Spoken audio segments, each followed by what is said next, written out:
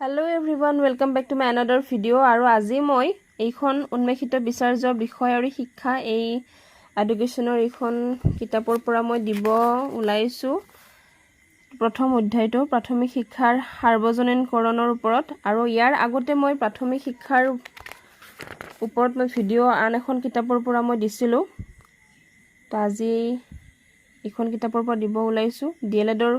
4th সেমিষ্টাৰত লাগে আৰু আগতো সেমিষ্টাৰত লাগে তো নিশ্চয় এই ভিডিও কেইটিৰ পৰা আপোনালোকে উপকৃত হ'ব পাৰিব